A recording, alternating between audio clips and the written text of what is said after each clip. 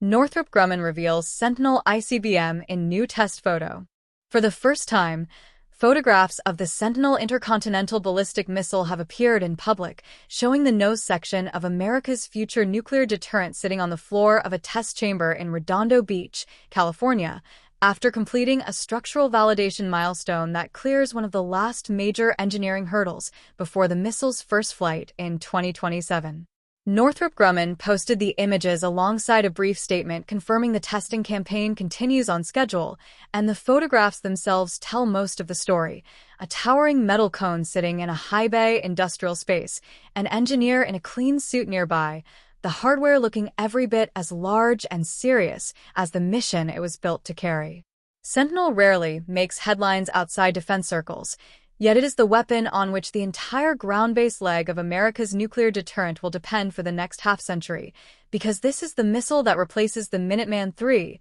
the intercontinental ballistic missile that has been sitting on alert in underground silos across Montana, North Dakota, Wyoming, Colorado, and Nebraska since 1970, making it the oldest continuously deployed strategic nuclear weapon the United States has ever operated. The Minuteman III has been patched, upgraded, and life-extended so many times across 5 decades that the Air Force eventually concluded there was simply nothing left to extend, and the only viable path forward was a complete rebuild of everything. New missile, new silos, new launch control centers, new command networks connecting them all, starting from scratch with modern technology and modern manufacturing methods. Sentinel is that rebuild, and the images Northrop Grumman published this week are the first public confirmation that the hardware being built to carry that burden actually exists in physical form and has survived its first major test. What the photographs show is the part of the missile Northrop Grumman calls the integrated front end,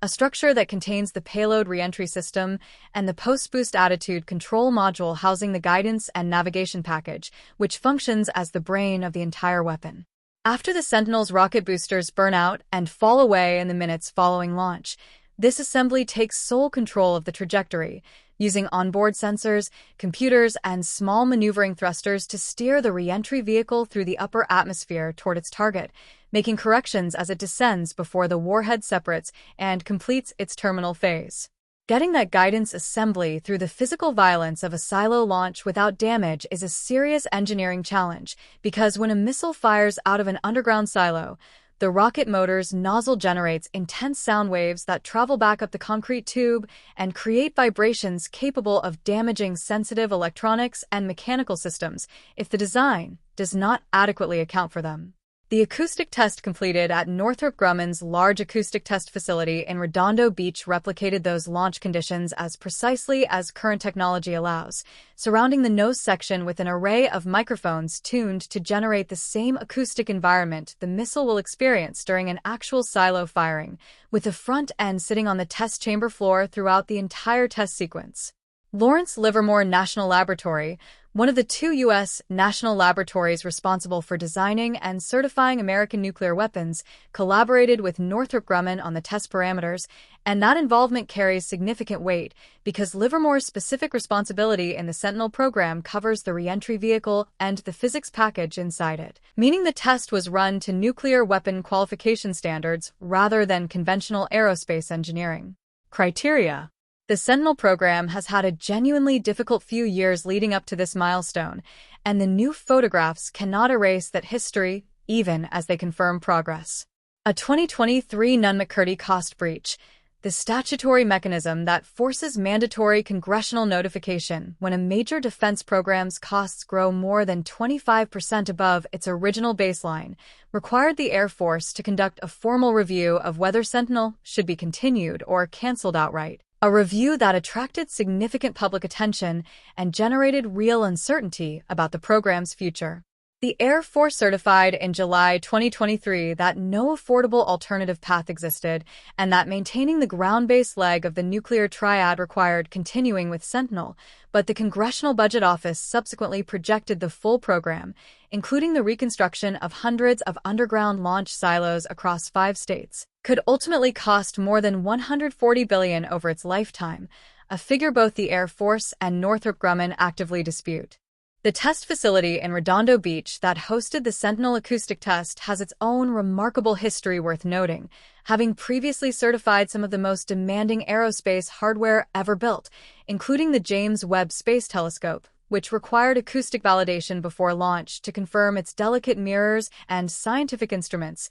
could survive the vibration environment of a rocket, as well as national security and commercial satellites with similarly unforgiving requirements. Northrop Grumman recently invested more than $1 million converting the facility from analog to digital control systems, a change that gives engineers significantly greater precision in generating acoustic profiles and capturing test data. And the same chamber that validated instruments now imaging the earliest galaxies has now validated the guidance package of the missile that will carry American nuclear deterrence through the second half of the century. Once fielded, approximately 400 Sentinel missiles will replace the Minuteman III force across the same 5-state network of underground launch silos, which are themselves being rebuilt as an integral part of the broader program, since the existing silos were designed around the specific physical dimensions and electrical interfaces of the old missile and cannot simply be adapted to accept a different weapon. That infrastructure reconstruction effort, involving the rebuilding of hundreds of hardened underground facilities scattered across the American Great Plains while maintaining an uninterrupted nuclear alert posture throughout the process, represents a logistical undertaking without modern precedent in the American military establishment.